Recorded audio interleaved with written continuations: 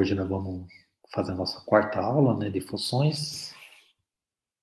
E vamos tratar especificamente continuar, né, que nós estávamos discutindo na última aula, que é como fazer movimentos, né, com o gráfico, né, e como ver a expressão analítica associada a esse movimento de translação, deslocamento, expansões, compressões, que vamos ver hoje.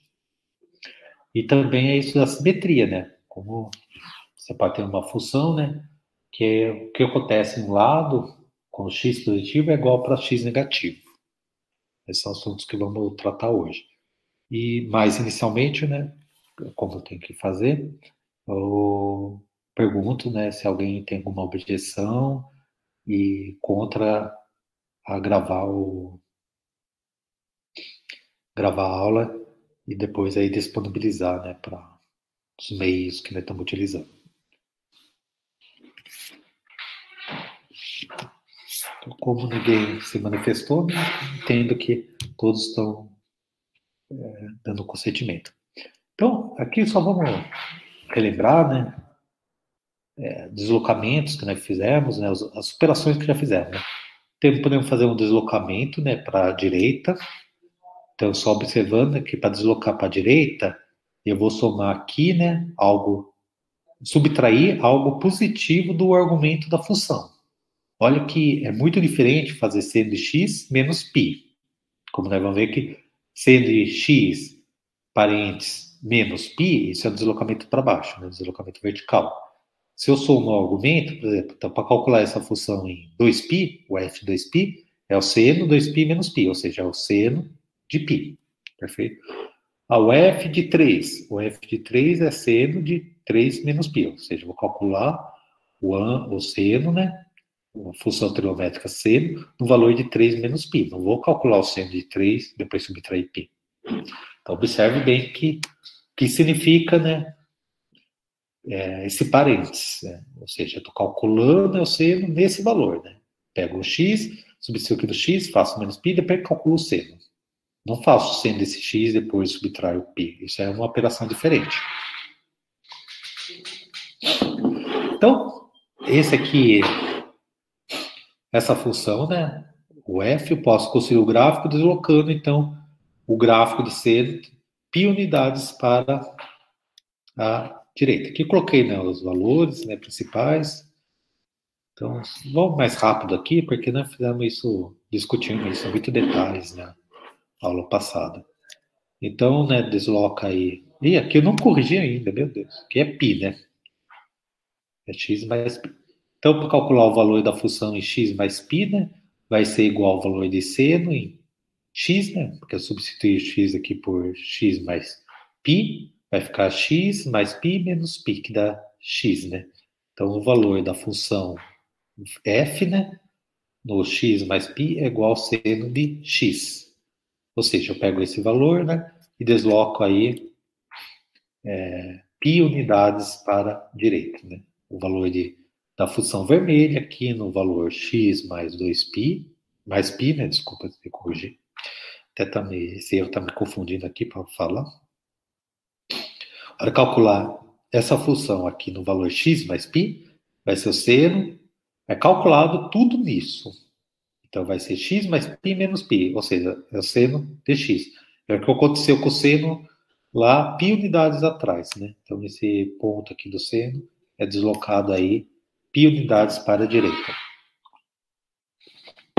Então, aí eu obtenho o gráfico da função seno de x menos π.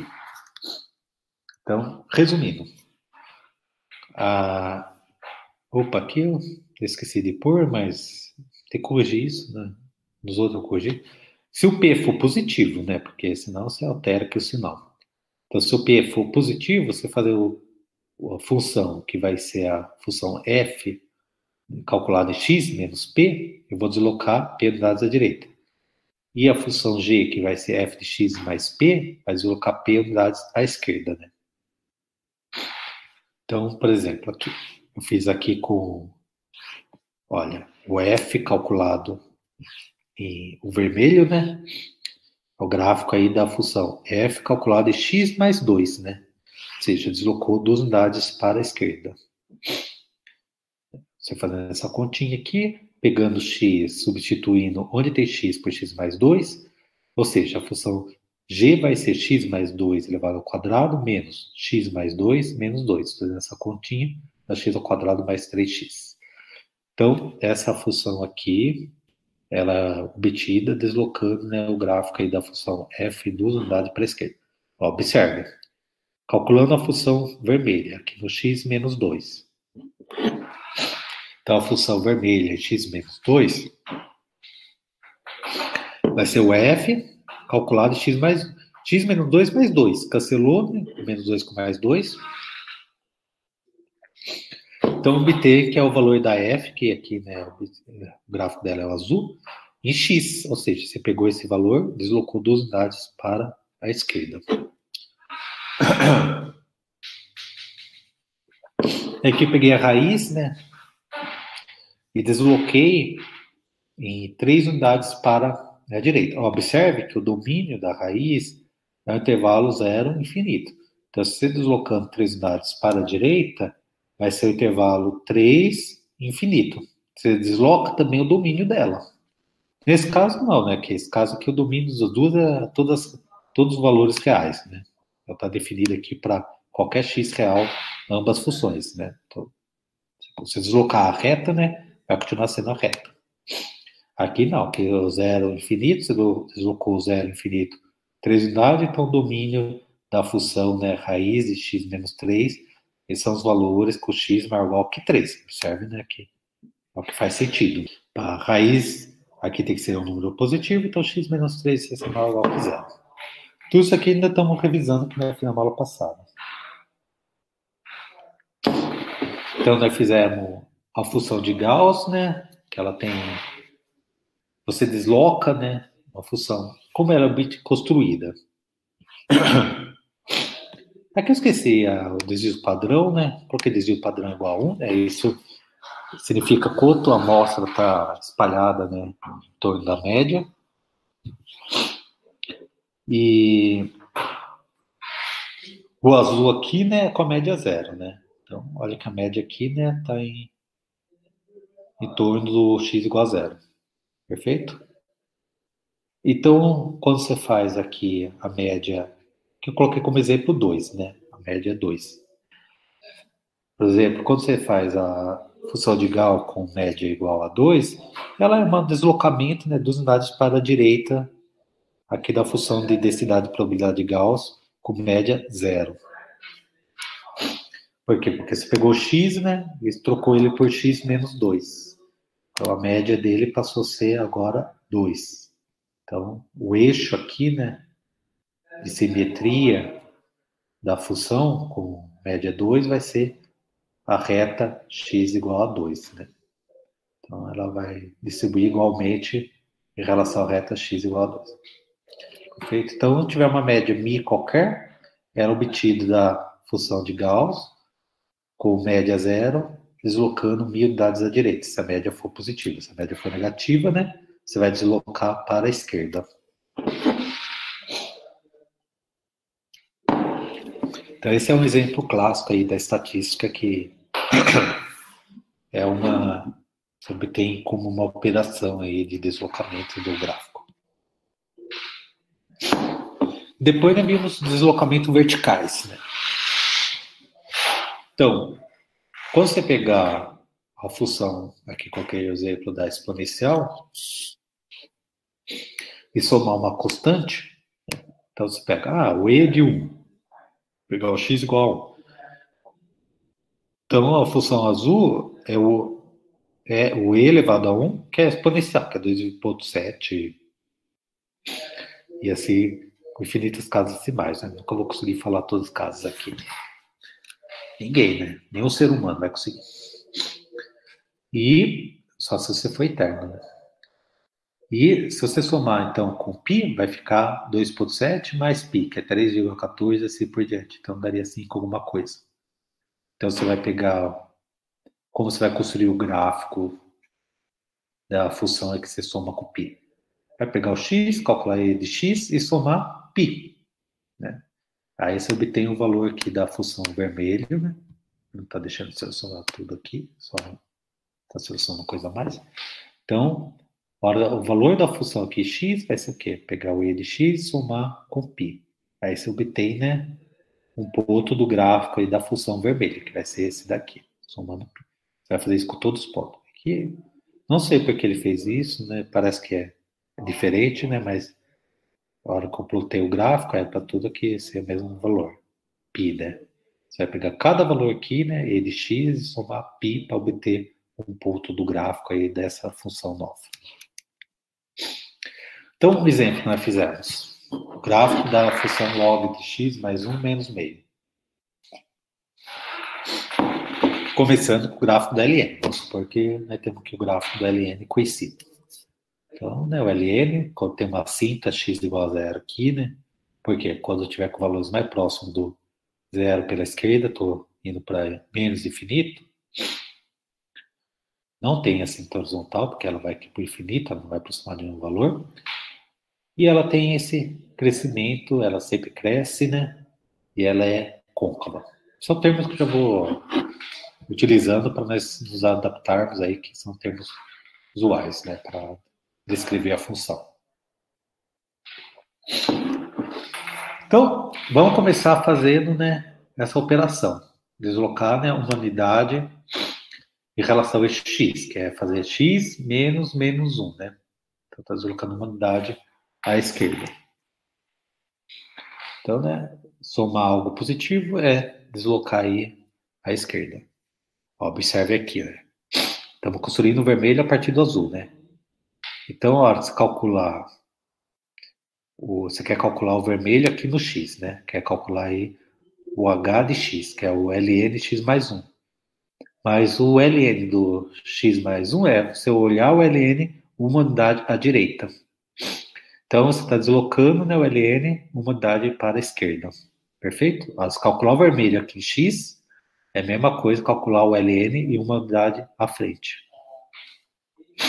Então, você está pegando cada ponto aqui do gráfico do ln, deslocando uma unidade para a esquerda. E aí você constrói o gráfico do ln de x mais 1. E observe como você deslocou uma unidade, a assíntota aqui vertical da função ln de x mais 1 passou a ser a reta x igual a menos 1. Então, essa aqui passou a ser a assíntota vertical do ln. E olha que o domínio mudou, né? Por causa que você deslocou tudo uma unidade, o domínio do ln era uma unidade, era os valores positivos de x. O zero também não está definido. Portanto, o domínio agora da função que você deslocou uma unidade para a esquerda passou a ser menos 1 ao infinito. Olha que, é o que faz sentido, né? O x mais 1 tem que ser positivo. Para x mais 1 ser positivo, x tem que ser maior que menos 1. Perfeito? Então, você deslocou uma unidade para a esquerda, você deslocou também o intervalo 0 infinito para o intervalo menos 1 infinito. Então, esse passou a ser o domínio da função ln de x mais 1. E ela passou a ter uma síntese agora, x igual a menos 1. E, por fim, falta subtrair meio, que é deslocar, né? Aqui só já apaguei, né, o ln, coloquei só o ln de x mais 1. E aqui eu paguei a síntese, né? Tinha a síntese x igual a menos 1.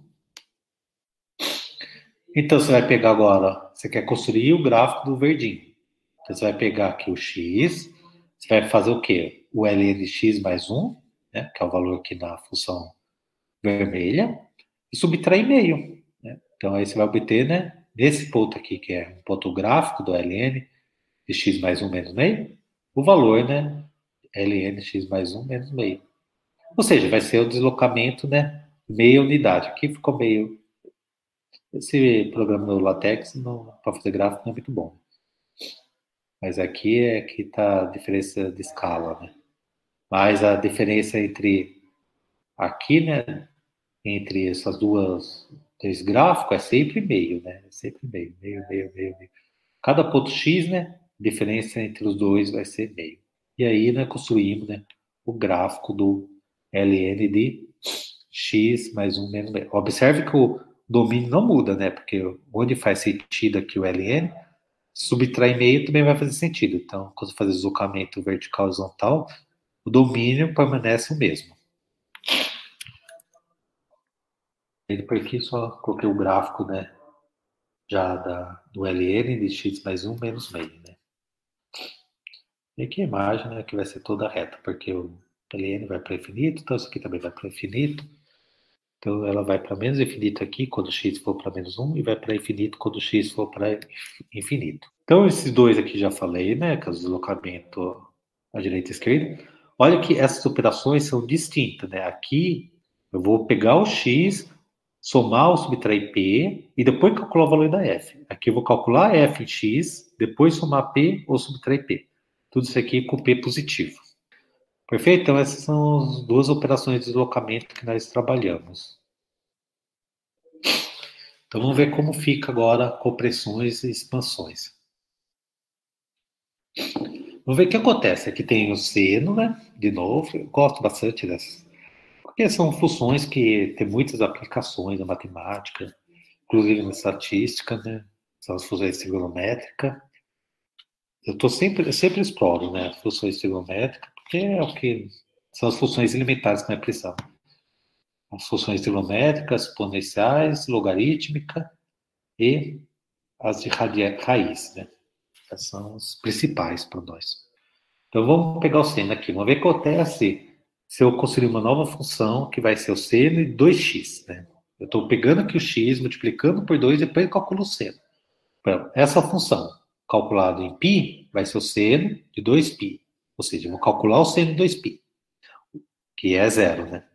O f de π sobre 2 vai ser o seno de 2 vezes π sobre 2, ou seja, seno de π.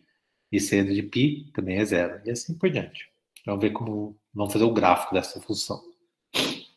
Então aqui está o seno, né? Colocando alguns valores fundamentais para nós lembrarmos, né?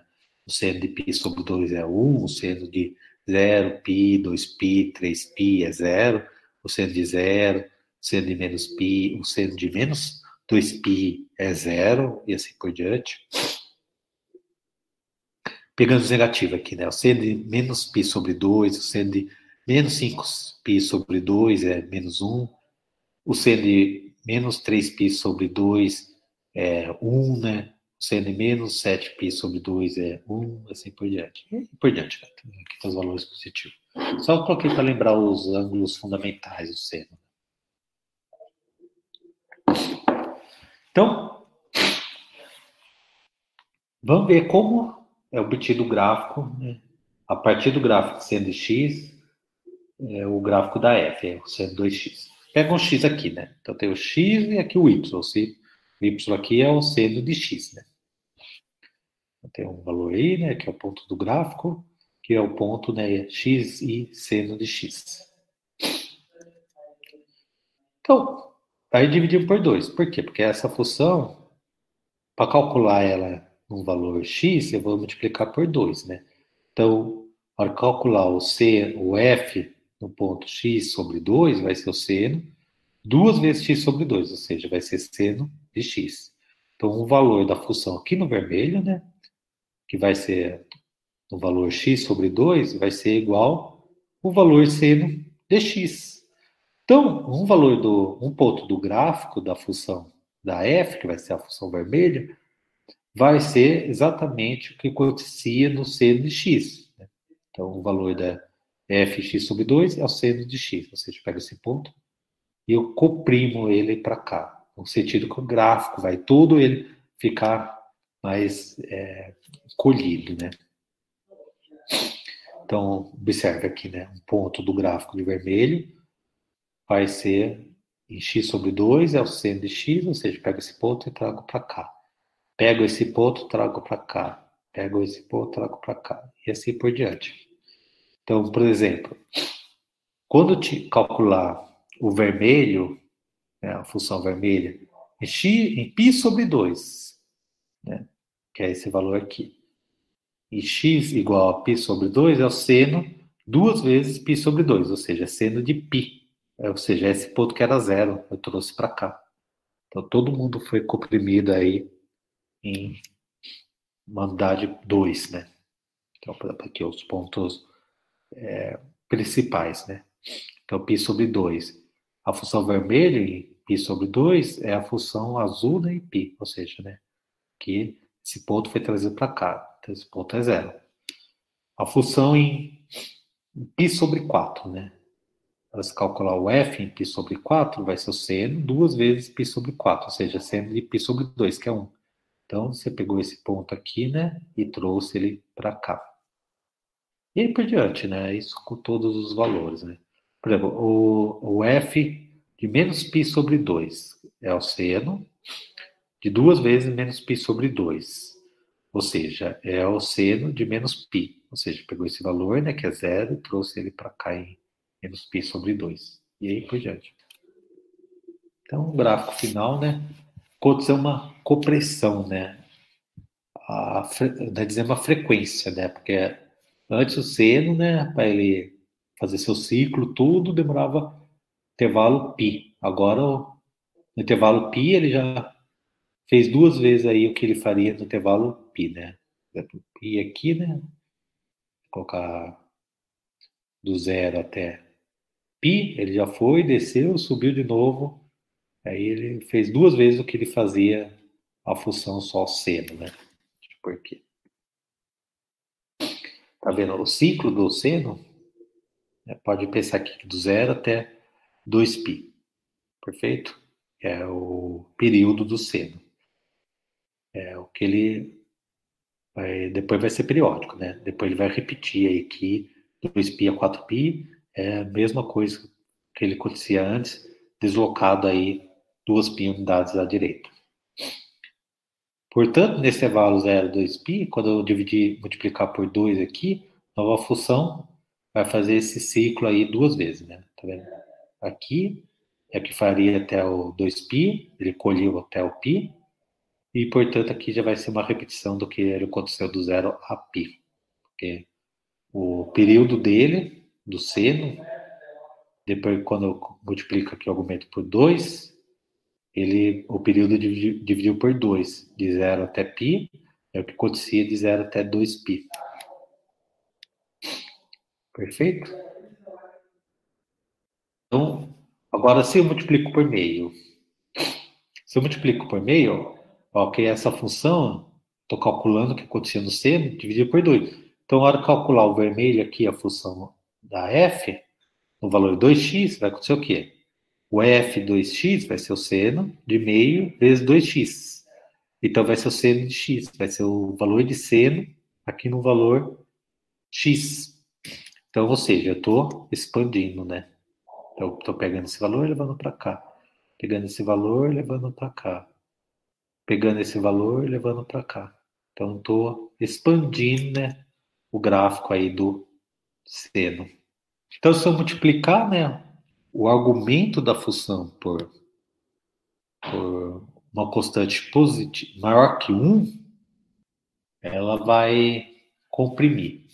Se eu multiplicar por uma constante menor que 1, vai expandir. Essas são duas novas operações que estamos vendo, que é de expansão e de compreensão. Por exemplo, a raiz aí. Lógico que o seno e o cosseno são muito bonitos, né? Por causa que é bem isso mesmo, né? Você multiplicar o seno 2x, né? Você vai pegar o seno, você vai reduzir seu período pela metade. Ou seja, vai ter uma frequência maior. Então, seria a onda, né? Ela teria uma maior frequência, se você estiver olhando aí, né? Na acústica.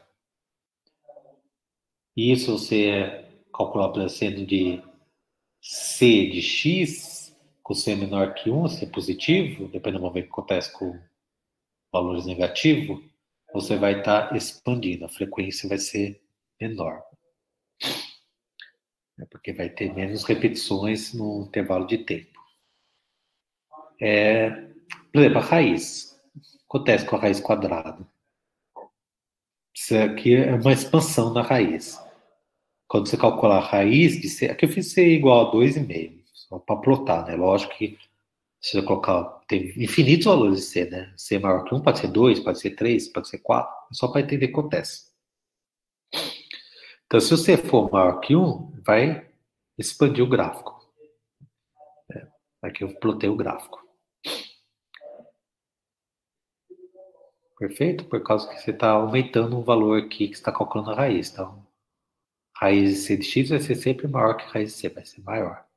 Então, essa é a operação que você faz a função f calculada em c de x, né? Que você vê aqui, calcula a raiz no valor de c de x. Então, essa é a operação g de x, que é f de c de x. Quando você calcular com o valor c menor que 1, né, a raiz aqui vai acontecer um processo de compressão, né? Então, vai diminuir aqui. Então, aqui, né, o logaritmo, tá vendo? Quando eu calcular o logaritmo de c de x, você vai expandir dessa forma, ele vai ficar aqui por cima do gráfico do ln. Aqui vai inverter, né? Por causa que você vai, quando você calcular com o valor de x aqui pequeno, né, o c de x vai ser menor, então ele vai ser um valor menor que o ln de x. E aqui, quando tiver com c maior que 1, ele vai cruzar aqui, né, embaixo. Os três gráficos. Quando o x for muito pequeno, né? Então o c de x vai ser menor que o x, né? Portanto, o ln aqui desse valor vai ser menor que o ln de x. Então ela vai cruzar o momento aqui os três gráficos. Eu devia ter feito maior para ver o cruzamento. A exponencial, aqui eu coloquei com... Também eu coloquei c igual a 2 e c igual a meio para fazer o gráfico. Mas em geral, tá vendo? Aqui dá para ver o cruzamento. Portanto, olha, em 0 elas vão se cruzar. Então, quando você fazer o c maior que 1, ela vai crescer mais rápido, né? Porque você está calculando o exponencial de um valor maior que o elevado a x.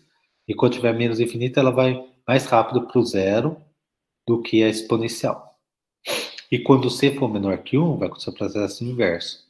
Quando você está colocando a exponencial de um valor menor, que é a exponencial, quando o x for maior que 0, o gráfico aqui vai estar abaixo.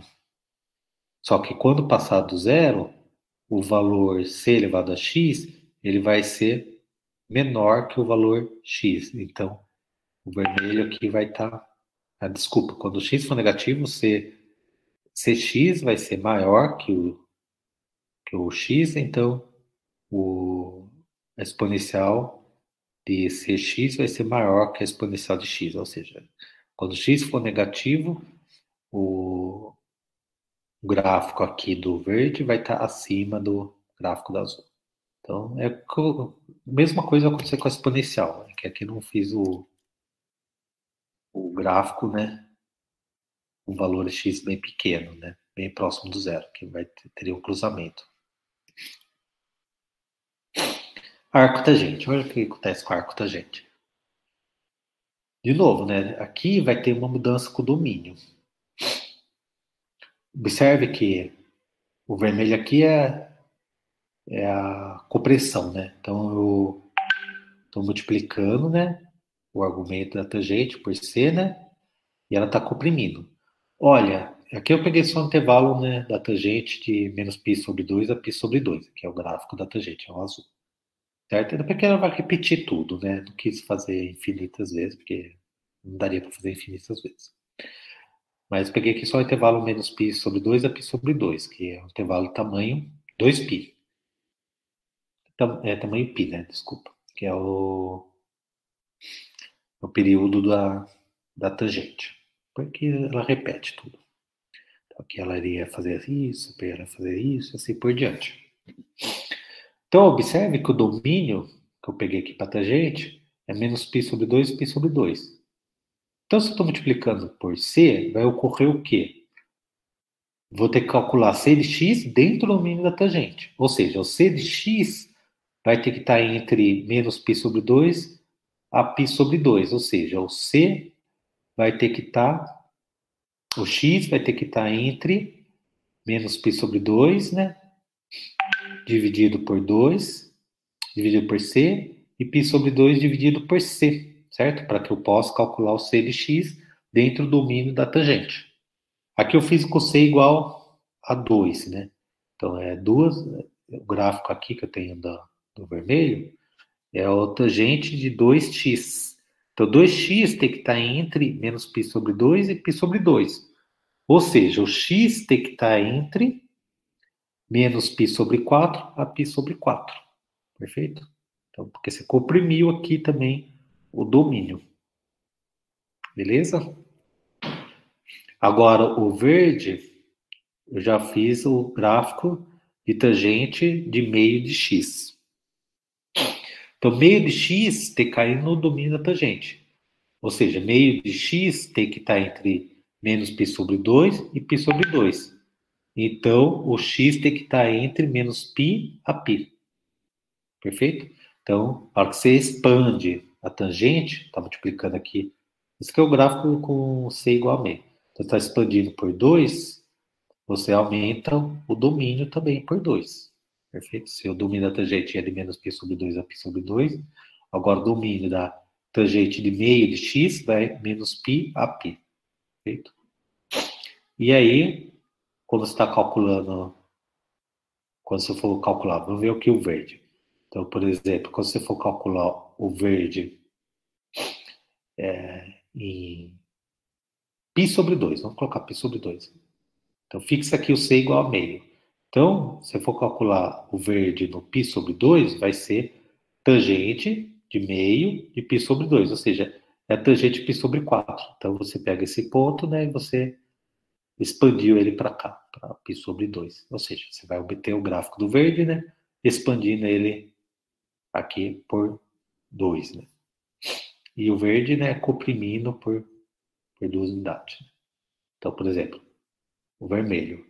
O vermelho é que eu fiz o gráfico aí, é tangente de 2x. Então, para calcular o em π sobre, aqui, né, ó, ela vai estar definida até π sobre 4.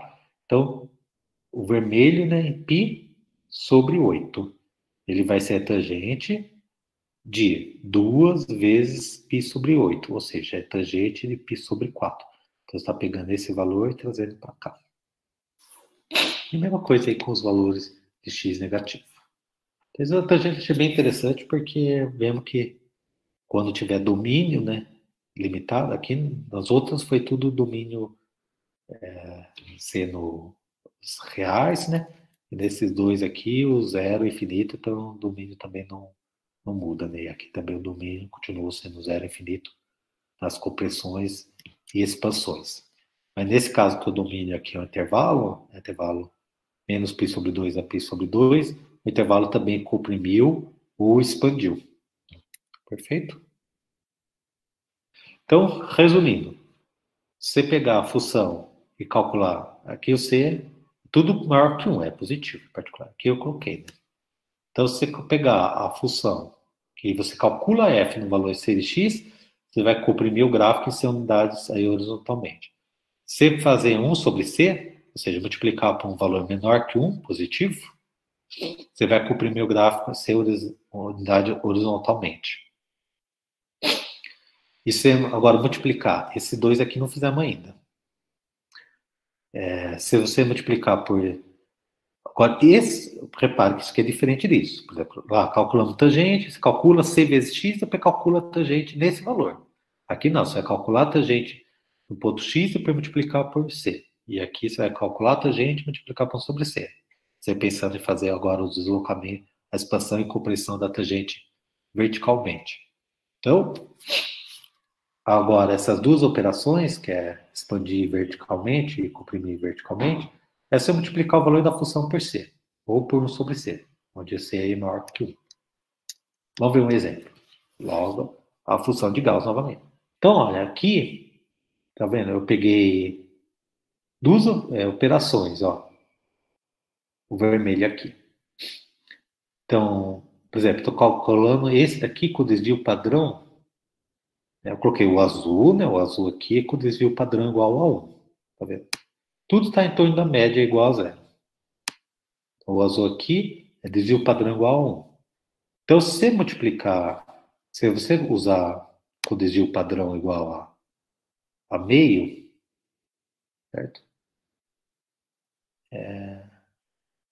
Esse símbolo aqui, acho que é desvio padrão. É, desvio padrão, coloquei aqui. Aqui tem a variância, né, que é que é o quadrado do desvio padrão, né? O desvio padrão é a raiz da variância. Enfim, o que acontece se eu calcular agora a função de Gauss com a variância igual a meio, né? Troquei um mi por meio, tá vendo? Então, aqui fica 1 sobre meio, 1 meio, né? Que é a mesma coisa que é 2 sobre 1, né? Lembra que tá aqui, certo? E se eu colocar o sigma igual a meio, então vai ficar 1 sobre meio ao quadrado. Aí eu coloco o 2 ao quadrado aqui no numerador, tá certo? Então, isso aqui é a função de Gauss com variância, ou melhor, desvio padrão igual a meio. Então, olha, acontece aqui, vamos olhar para a função.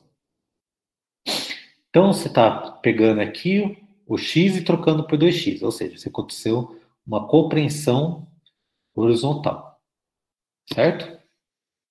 Então, trouxemos aqui, fizemos uma compreensão horizontal. Então, ela ficou mais magrinha. E tem esse 2 que está multiplicando toda a função, que é a segunda operação, que é uma expansão vertical, tá vendo? Aí esse 2 no x, colheu ela aqui, deixou ela mais magrinha, e esse 2 que multiplicou, expandiu ela verticalmente. Agora vamos ver com o desvio padrão igual a 2, né? Aqui faltou um... Não, esse aqui, desculpa. Desvio padrão igual a 2, que é o vert. Então trocamos o desvio padrão por 2, tá vendo? Então, agora trocamos sigma por 2. Ficou 2 aqui e o 2 aqui no denominador. Então, olha, aqui o x está multiplicando. Depois eu vou reescrever isso aqui para ficar meio, né? Então você tem, entre parênteses, meio de x ao quadrado, né? Então você trocou o x por x dividido por 2. Ou seja, você expandiu aí horizontalmente, que é a primeira operação, né? Então fizemos isso daqui, multiplicamos por meio o x. Então você... É que aqui está errado. É que os dois estão comprimidos, né? Esse aqui é expandir, né?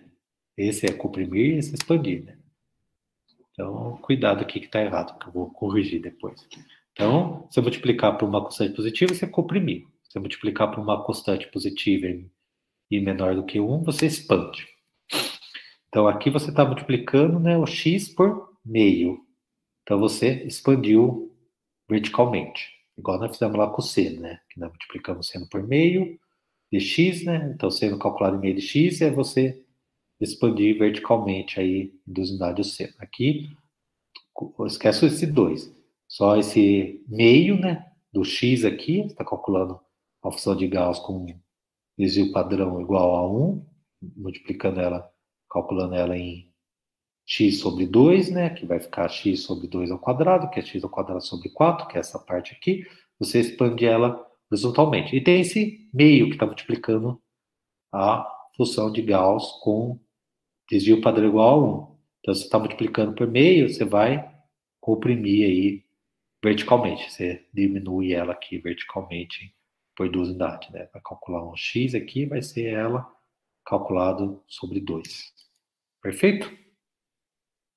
Então, esse é o exemplo aí que nós podemos obter da estatística. Aqui eu fiz exemplos, né, que nós trabalhamos, né, com a exponencial. Então, multiplicar por c, né, vai acontecer uma expansão vertical, se o c for maior que 1. Se eu multiplicar por um c, aqui tem que colocar positivo, né, que o negativo vamos ver o que acontece, que é refletir. Aí, se eu multiplicar por um c positivo menor que 1, você vai comprimir, né, verticalmente. Aqui é a tangente. Então, se multiplicar por um c, né, você comprime. Oh, cuidado que aqui não muda o domínio, né, tá vendo? Tudo faz sentido onde a tangente faz sentido. Então, se multiplicar por um c maior que 1, vai acontecer uma expansão, né? Ela vai ficar crescimento aqui mais rápido, né? Então, ela vai ficar mais fininha, assim, crescimento mais rápido. Mas assim, continua sendo as mesmas, né? Porque quando x aproximar de menos π sobre 2 do π sobre 2, né? A tangente vai para infinito ou menos infinito. E quando você multiplicar a tangente por uma constante positiva menor que 1, ela vai ficar mais gordinha. Né? Você vai comprimir ela verticalmente. Questão de simetrias em gráfico. Tem a função de Gauss, né? A função de Gauss, se você calcular ela em... Vamos pensar que a média é zero, né? você calcular, ó, se a média está em zero, então a chance de dar um valor menos 1, né, que é a densidade de probabilidade, é igual a 1, porque ela é simétrica, né? Então, o que acontece de um lado é a mesma coisa que acontece do outro lado. Então, a função de Gauss, com a média igual a zero, né? Porque senão, se a média for 2, o eixo de simetria é em torno da média, que seria x igual a 2. Mas se a média for zero, ela é simétrica em torno do eixo y. Então, esse é um tipo de simetria que nós estamos interessados. Quando ela é simétrica em relação a uma reta aí vertical. E também dependemos ver quando temos simetria, que são retas horizontais. Para fixar a ideia, né, vamos pensar sempre que essa reta é o eixo y ou o eixo x. Então, vamos pegar aqui, por exemplo, a função módulo, que é uma função aí que é importante por vários motivos, né? Inclusive usa muito estatística, né? Porque probabilidade tem que ser algo positivo, né? Então pode fazer uma probabilidade de função de módulo. Aqui é fx igual, né? Tem que corrigir. Igual a módulo de x menos 2. Então aqui eu coloquei, né, o gráfico da função x menos 2, né? Que é uma reta, né? Todo mundo sabe que o gráfico aí vai ter inclinação 1, né? Como nós discutimos. E quando x for zero, ela vai passar em y igual a menos 2. Então, o intercepto aqui no eixo y é menos 2. Não coloquei, mas podia pôr. E quando y for zero, vai ser 0 igual a x menos 2, x é igual a 2. Ou seja, ela intersecta aqui o eixo do x, né, em 2, certo? Você coloca x igual a 0, você vê onde intersecta o y. Coloca o y igual a 0, você vê onde intersecta o eixo x. Então, essa aqui não é o gráfico da função f, é o gráfico da função x menos 2, que é uma função afim, ou função polinomial do primeiro grau. Então, olha, se o x for maior que 2, como é definido a f? Se o x for maior que 2, passa o menos 2 para cá, temos que o x menos 2 é maior que 0. Então, o x menos 2 sendo maior que 0, o módulo, né, por definição, de um número positivo é ele mesmo. Então, dá x menos 2. Agora, se o x for menor que 2, o x menos 2 é menor que 0. Perfeito? Se o x menos 2 é menor que 0, o módulo de x menos 2 é menos ele. Então, se o x for menor que 2, a função f calculada nesse ponto vai ser menos x mais 2, que eu multiplico menos por tudo. Certo? Faço a distribuição do sinal. Então, eu posso reescrever essa função como x menos 2, se o x for maior que 2, e menos x mais 2, se o x for menor que 2. Então, aqui eu fiz o gráfico, né, da função módulo de x menos 2. Então, quando o x for maior que 2, é a própria função que eu tinha anteriormente, que é a função x menos 2. Perfeito? Que é aquilo onde está o azulzinho aqui, né? Que era a função que eu tinha x menos 2. Agora, se o x for menor que 2, eu tenho que pegar o valor, que era x menos 2, multiplicar por menos. Então, eu vou pegar aqui o valor da função x menos 2, que é o g de x, e multiplicar por menos para obter um módulo, porque como o g de x é negativo, o módulo vai ficar positivo. Vou pegar esse valor e multiplicar por menos. Perfeito? Então, quando for positivo, a função f, o módulo, que é o módulo de g de x, é o próprio g de x. Então, não tem que fazer nada. Agora, quando o g de x for negativo, que era a função x menos 2, for negativo, eu tenho que multiplicar por menos. Mas se eu multiplico por menos, é a mesma coisa que pegar esse ponto gráfico, né, e refletir em relação ao eixo x, porque aqui eu tenho g de x, aqui eu tenho menos g de x. Então, essa distância é igual a essa. Perfeito? Ou seja, como eu construo o gráfico da f? Os valores que eu estiver calculando aqui a função g de x, que é a função que está dentro do módulo, aqueles valores que ela for positivo, ela própria. E nos valores que a g de x for negativo, eu reflito em torno da reta x.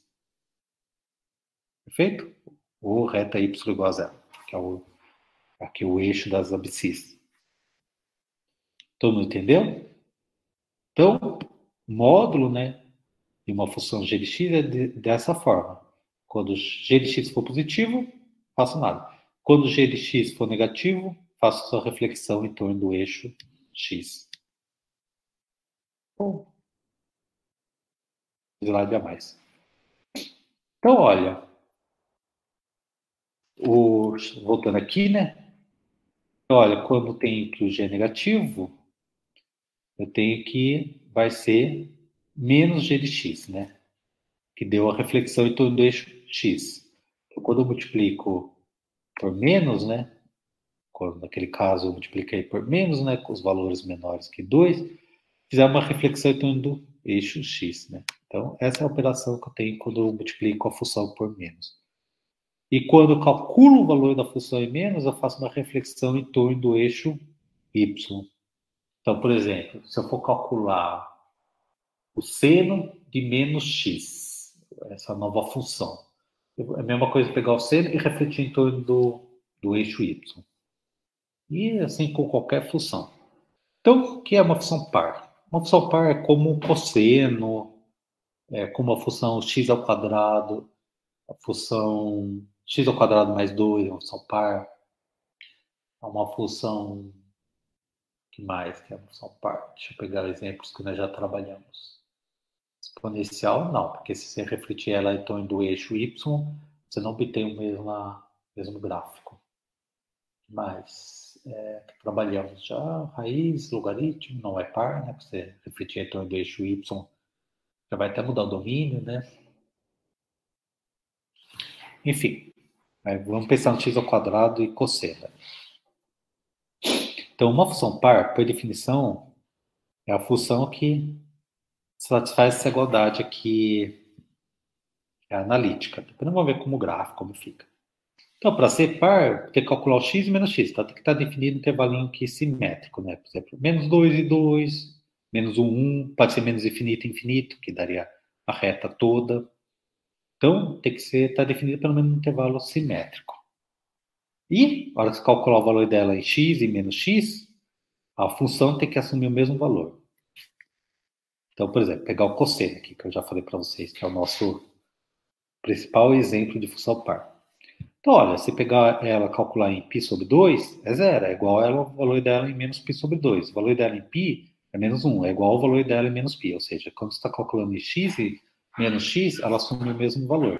Então, se pegar aqui um x, né? Aqui tem um y, né? Que é o cosseno de x. Opa, errado. Aí o valor dela em menos x vai ser igual ao valor dela em x, né? É o mesmo valor aqui, tá vendo? Ela está assumindo o valor y, né? Então, a função cosseno é par, porque se calcular dela em x é igual ao valor dela em menos x. Outro exemplo de função par, que eu já até citei, que é a função de Gauss com média zero, né? O μ tem que ser igual a zero. Então, ela tem essa formato, né? A distribuição aqui em torno do eixo y vai depender, né, do desvio padrão, né? O desvio padrão já vimos, né? Se ele for maior do que 1, ela vai se esparramar, né? Se o desvio padrão for menor que 1, vai se concentrar em torno da média. Então, olha, percebemos que se calcular, aqui eu fiz uma continha, né? Que eu não coloquei, né? Mas estou pegando x e pegando aqui o valor menos x, e estou vendo que o valor dela é igual. Ou seja, ela é simétrica em relação ao eixo y, né? Então, tá vendo? Calcular aqui menos x vai ser 1 sobre sigma, raiz 2π, da exponencial aqui, calculado em menos x. Então, é trocar o x por menos x. Então, tem que pegar menos x, levar ao quadrado. Então, vai dar menos 1 vezes menos 1 é 1, né? Todo mundo está convicto, né? Então, olha, ficou nessa expressão que é a própria função f calculada em x. Então, o valor menos 1, menos x e x assume o mesmo valor, né? Ou seja, ela é simétrica em relação ao eixo y. Né? Eu calculo x aqui, calculo menos x, ou calculo x e menos x, né? Que se o x for negativo, menos x é positivo. Pega o valor x aqui, deixa eu ver se fiz algum. Não. Se pegar o valor x aqui, Aí você faz a reflexão em torno do eixo y e vê que vai obter aqui o mesmo valor para a função f. Então, as funções pares são aquelas que são simétricas, né, em relação ao eixo y. Por quê?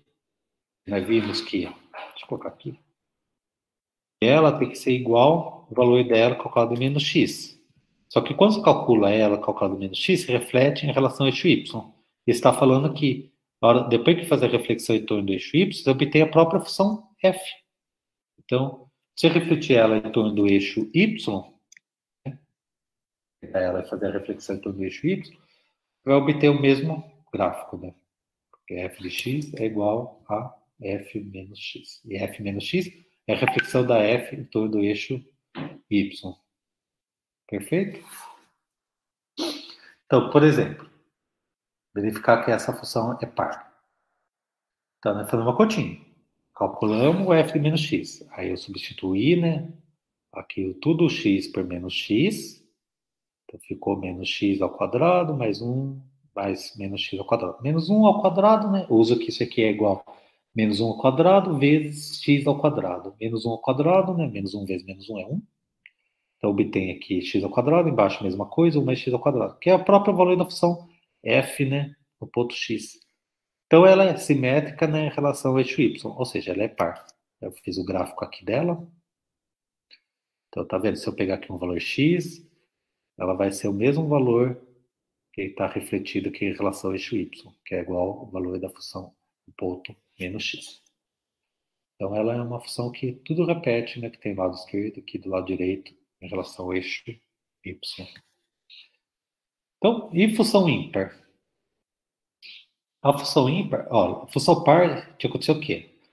Quando você calcular no valor menos x, tem que ser igual a f de x. A função ímpar é quando você calcular no menos x, tem que ser menos o f de x. Então, vamos pegar o seno aqui. Vamos ver que ela é uma função ímpar. Então, tem um gráfico do seno, né? O cosseno é o nosso maior exemplo de função par. E o seno é o maior exemplo de função ímpar. Então, olha, eu vou fazer primeiro a operação multiplicar o seno por menos. E vamos fazer o gráfico aí dessa nova função, que é menos seno de x. Vai ser, que nós vimos, né, lá como no quadro resumo, né, que isso aqui é fazer a reflexão em torno do eixo y. Vamos ver por quê. Fazer a reflexão em torno do eixo y quando multiplicar por menos. Então, olha, como essa função vermelha é definida no ponto x, eu tenho que olhar o valor dela seno de x, né, e multiplicar por menos, ou seja, vou refletir nesse ponto aqui para o menos y. Quando for negativo, ele vai fazer a reflexão para cima. E uma distância igual aqui do eixo x, né? Então, aqui vai ter distância y, aqui também distância y, né? Certo? Eu pego esse ponto y e reflito ele em torno do eixo y, do eixo x, né? Estou refletindo aqui para baixo. Então, esse ponto vai vir aqui para baixo, uma distância y, né? Se aqui tinha y, aqui para baixo vai ter uma distância módulo de y, né? Porque o y pode ser negativo. Eu estou refletindo esse ponto em relação ao eixo x. Então, ou seja, quando eu multiplicar por menos, eu estou refletindo em torno do eixo x. Perfeito? Então, o gráfico da função aqui com menos multiplicando é obtido você fazendo uma reflexão, né? Tá vendo? Como você girar esse gráfico do seno, né? Fazendo uma reflexão. Tudo vem aqui para baixo. Se ele for negativo, vai para cima, né? E assim por diante. Então, quando multiplicar por menos, é uma reflexão em torno do eixo x. E agora, vou fazer o quê? Vou fazer o gráfico de menos seno de x menos x. Então, o menos seno de x é o vermelho. É o gráfico do menos seno de x. Agora, quando multiplicar por menos, como nós vimos lá, né? Se multiplicar aqui o x por menos e calcular o seno menos de x, né, é uma reflexão em torno deste y. Por quê? Vamos ver como nós obtemos o gráfico do verde a partir do gráfico do vermelho. Então, vamos calcular aqui o valor do... Aqui eu inverti, né? Mas tudo bem. Vamos calcular o gráfico da f, vamos calcular o valor da f em menos x. Então, o valor da f menos x é igual a menos, né, seno de menos de x, ou seja, é menos seno de x. Ou seja, é o valor da função vermelho em x. Ou seja, estou pegando esse ponto agora e refletindo ele em relação ao eixo y.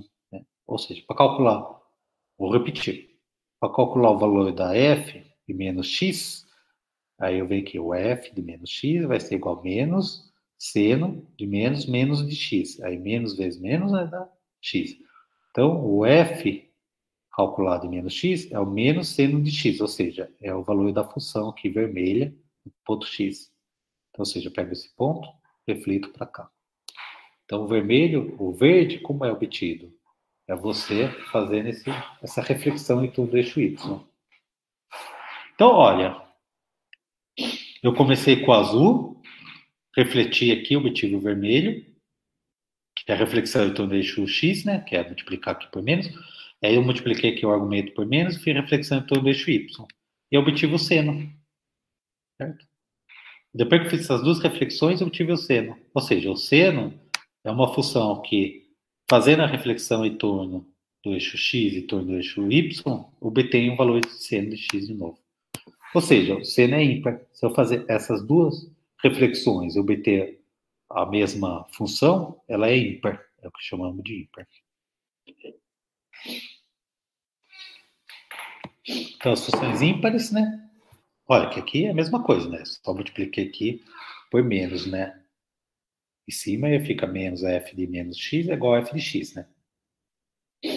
Então, as funções ímpares são aquelas que fiz a reflexão em torno dos dois eixos. Fiz o primeiro aqui em relação ao eixo x, depois fiz em relação ao eixo y, e obtive o mesmo gráfico, ou seja, funções ímpares é aquela que satisfaz as duas reflexões aqui, né? Permitiu em relação ao x, o eixo y, e obteve o mesmo grau. Funções pares é aquelas que, se eu reflito em torno do eixo y, obtém o mesmo gráfico. E por fim, né, temos as regras aí de produto, né? Lembra? Menos 1 vezes menos 1 é 1. E menos 1 vezes 1, menos 1. Então, vamos supor que nós temos f, g aqui, funções pares, e h e l, funções ímpares. Todas definidas no mesmo domínio. Domínio menos a, a. Domínios aí simétrico em relação à origem. Então, né, se eu fazer par mais par, dá par. 1 mais 1 é par. E, né, porque se calcular aqui o f de f mais g, calculado no ponto menos x, é o f de menos x, mais g de menos x, a f e a g sendo par, a f de menos x vai ser igual a f de x, e a g de menos x vai ser igual a g de x. Então, f mais g calculado em menos x vai ser igual a f mais g calculado em x, ou seja, ele é par. Mesma coisa, né? Somar ímpar, duas ímpares vai dar ímpar, né? Eu deixo para vocês verificar essas propriedades.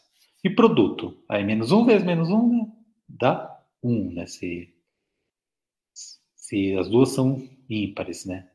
E 1 vezes 1 dá par, né? Então lembramos isso aqui pelas regras da multiplicação, né? De números reais.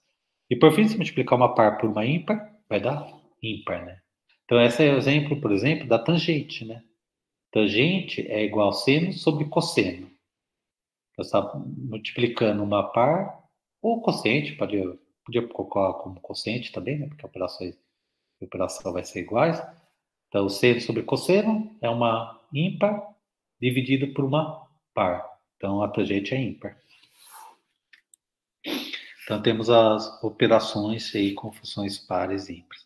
Então, essas é a principal simetria que temos, né? Que a função ser par ou ímpar. Temos o belo exemplo, função de Gauss, né? Aí você vai ter outras distribuições que não são simétricas, né? Como a T de Student. Aí tem aqui quadrado, que ela é uma distribuição também que ela vai ser simétrica, né? Vai ser uma função par. E aí são exemplos mais clássicos da estatística. Bora eu tô... Então, eu pergunto, né, se alguém tem alguma dúvida, né, algum ponto queira perguntar. Assim, né, foi bem visual, né, mas